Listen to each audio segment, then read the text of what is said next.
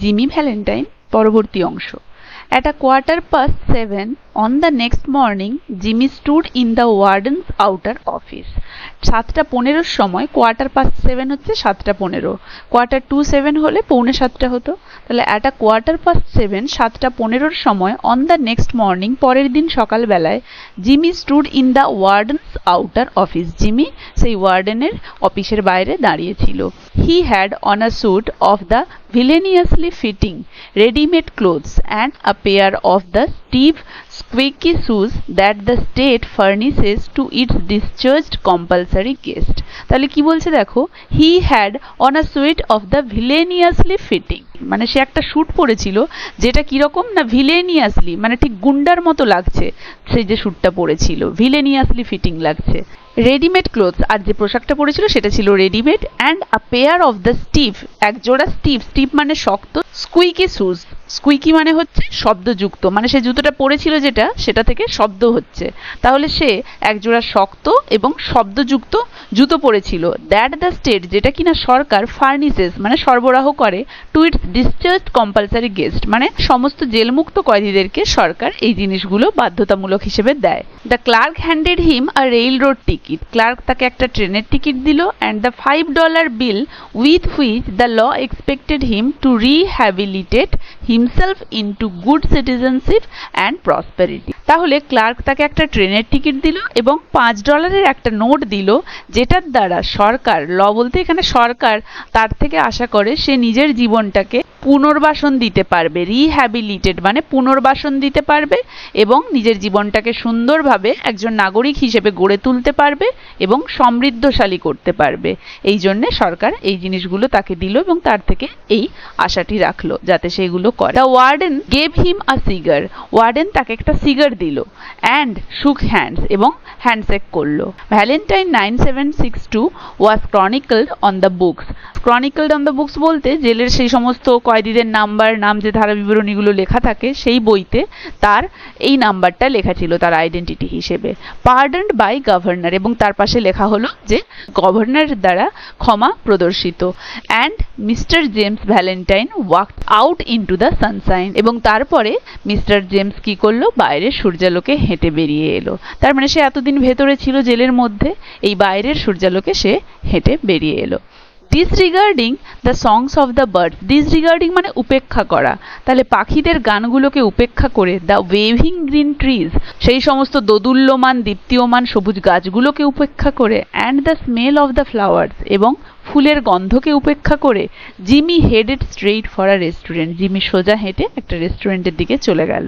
There he tasted the first sweet of joy of liberty, সেখানে প্রথম সে তার স্বাধীনতার মিষ্টির স্বাদ উপভোগ করলো। In the shape of a broiled chicken and a bottle of white wine followed by a cigar, কিসের ফর্মে না, সে একটা ব্রয়েলড চিকেন নিল, একটা গোটা আস্ত মুরগি নিল, and a bottle of white wine, এবং একটা সাদা ওয়াইন নিল, ফলোড বাই আ সিগার, এবং তারপরে সে একটা সিগার নিল। A great better then the one the warden had given him, এবং এই সিগারটা ওয়ার্ডেন তাকে যে সিগারটা ছিল তার থেকে এক গুণ বেশি ভালো। From there he proceeded leisurely to the depot, এবং সেখান থেকে সে কোথায় গেল, লেজারলি মানে অলসভাবে, মানে খাওয়া দাওয়া করে ধীরে সুস্থে সিগার ধরিয়ে সে কোথায় গেল, টু দ্য ডিপোট, ডিপোট মানে স্টেশন, মানে কোনো একটা জায়গা যেখান থেকে সে অন্য কোনো ভেহিকেল নিয়ে অন্যত্র যাত্রা করবে। He tossed a quarter into the hat of a blind man sitting by the door, দরজার বাইরে যে অন্ধ মানুষটি বসেছিল সে তার টুপির মধ্যে একটা পয়সা টস করে দিয়ে দিল। অ্যান্ড বোর্ডেড হিজ ট্রেন, এবং তারপরে সে তার ট্রেনে উঠে গেল। 3 hours set him down in a little town near the state line, 3 ঘন্টা পরে ট্রেনটি তাকে একটা জায়গায় নামালো, একটা ছোট্ট শহরে, রাজ্যের একদম শেষ প্রান্তের দিকে।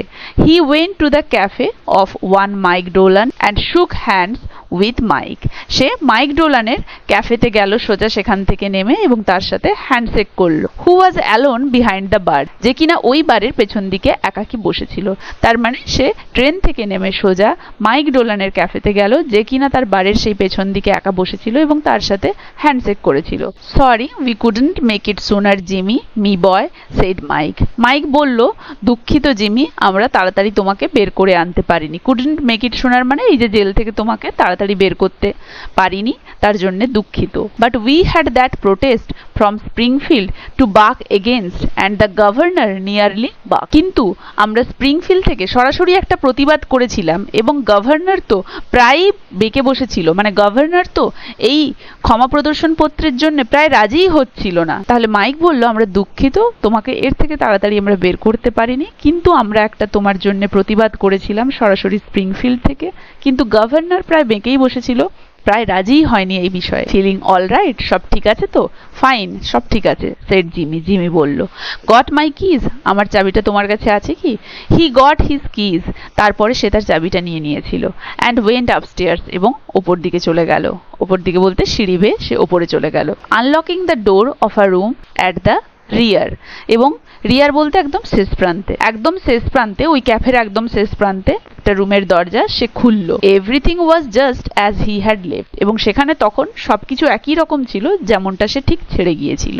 দেয়ার on the floor was still Ben Price's collar button that had been torn from that eminent detective's third band when they had overpowered Jimmy to arrest him. There on the floor, সেখানে মেঝের ওপরে, was still Ben Price's collar button. Ben Price হচ্ছে একজন বিখ্যাত detective যে কিনা জিমিকে arrest করেছিল।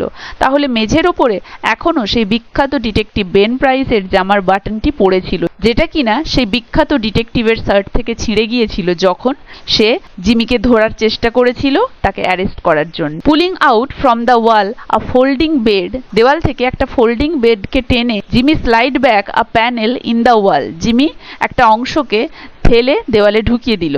And dragged out a dust covered suitcase, এবং তারপরে একটা ধুলো ভর্তি সুটকেসকে টেনে বের করলো। হি ওপেন্ড দিস, সেটা তারপরে খুললো। অ্যান্ড গেজড ফন্ডলি, এবং তারপরে সেটার দিকে ফন্ডলি আসক্তি ভরে এক দৃষ্টিতে তাকিয়ে থাকলো। At the finest set of burglar's tool in the East, যেটা কি ছিল? বাগলার্স টুল, মানে চুরির যন্ত্রপাতির একটা সেট ছিল, সেটার দিকে সে তাকিয়েছিল, যেটা কিনা ইস্টের সব থেকে ভালো যন্ত্রপাতি, সেই যন্ত্রপাতির সেটের দিকে সে তাকিয়েছিল। ইট ওয়াজ আ কমপ্লিট সেট, এটা একটা সম্পূর্ণ set, made of specially tempered steel, যেটা কিনা এক বিশেষ ভালো উচ্চমানের স্টিল দিয়ে তৈরি। The latest design in drills, যেটাতে ছিল অত্যাধুনিক ডিজাইনের drills, punches, brushes and beads, jimmies, clamps and augers, with 2 or 3 novelties invented by Jimmy himself, in which he took pride. এবং এই যে সেট, যেটা কিনা বিশেষত ভালো উচ্চমানের স্টিল দিয়ে তৈরি ছিল, যাতে ডিজাইনার এই সমস্ত ধরনের যন্ত্রপাতি ছিল, যার মধ্যে 2 বা 3টে জিমির নিজের আবিষ্কার ছিল, যেগুলোর ওপরে সে গর্ব করত। Over $900 they had cost him to have made ad, $900 খরচ পড়েছিল এই সমস্ত কিছু বানাতে। A place where they make such things for the profession, এবং এই জিনিসগুলো সে কোথা থেকে বানিয়েছিল? সে ওই জায়গাটা থেকে বানিয়েছিল যেখানে এই ধরনের জিনিস প্রফেশনালি বিক্রি করা হয়। তার মানে এগুলো তো সমস্ত চুরির যন্ত্রপাতি, সব জায়গাতে চট করে এই সমস্ত জিনিস বিক্রি করা হয় না বা বানানো হয় না, তাই সে $900 খরচ করে এমন একটা জায়গা থেকে এগুলো বানিয়েছিল যেগুলোতে এই সমস্ত জিনিসগুলো প্রফেশনালি তৈরি করা হয়। In half an hour Jimmy went downstairs, এবং আধ ঘন্টা পরে জিমি নিচে নেমে এলো। অ্যান্ড থ্রু দ্য ক্যাফে, এবং ওই ক্যাফের মধ্যে দিয়ে গেল। He was now dressed in a tasteful and well fitting clothes, এখন সে একটা বেশ ভালো ভদ্র ভালো ফিটিংসের ড্রেস পরে রয়েছে। And carried his dusted and clean suitcase in his hand, এবং তার ওই ডাস্টেড ঝাড়া পোছা পরিষ্কার সুটকেসটা তার হাতে ছিল, সে সেটা বহন করে নিয়ে যাচ্ছিল। গট এনিথিং অন, কোনো কাজবাজ পেলে নাকি? Asked Mike Dolan. Mike Dolan ওখানে বসেছিল, সে জিজ্ঞেস করলো কি ব্যাপার। সে যেহেতু দেখলো জিমি এক্ষুনি ঢুকলো, তারপরে ভালো একদম উপযুক্ত পোশাক টোশাক পরে হাতে সুটকেস নিয়ে বেরিয়ে এসছে, সে জিজ্ঞেস করেছিল কোথাও কিছু পেলে নাকি? জেনিয়ালি, নম্রভাবে। Me, said Jimmy in a puzzle tone, বিব্রত হয়ে জিমি জিজ্ঞেস করলো আমি? I don't understand, আমি বুঝতে পারছি না।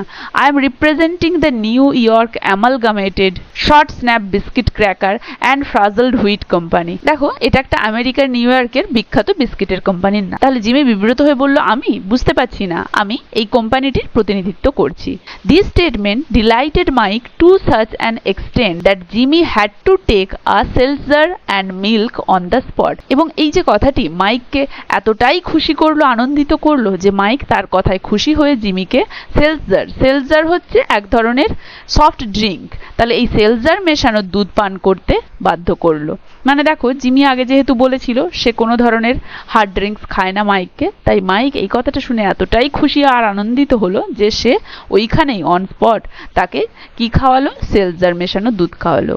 হি নেভার টাচড হার্ড ড্রিঙ্কস, সে কখনোই হার্ড ড্রিঙ্কস বলতে এখানে মদ জাতীয় বা সুরা জাতীয় ড্রিঙ্কের কথা বলা হচ্ছে। যেহেতু জিমি বলেছিল সে মদ বা সুরা কোনো কিছুতে হাত দেয় না, তাই তার কথায় খুশি হয়ে মাইক তাকে সেলজার মেশানো দুধ খাওয়ালো। আজ তাহলে এতদূর পর্যন্তই পড়াচ্ছি, আশা করি সবাই বুঝতে পেরেছো, কারো কোনো অসুবিধে নেই। ভিডিওটা কেমন লাগলো জানাবে, ভালো লাগলে লাইক আর শেয়ার করে দেবে, আর আমার চ্যানেলটা কাইন্ডলি সবাই সাবস্ক্রাইব করে দেবে। দেখা হচ্ছে এর পরবর্তী অংশটা নিয়ে পরের ভিডিওতে।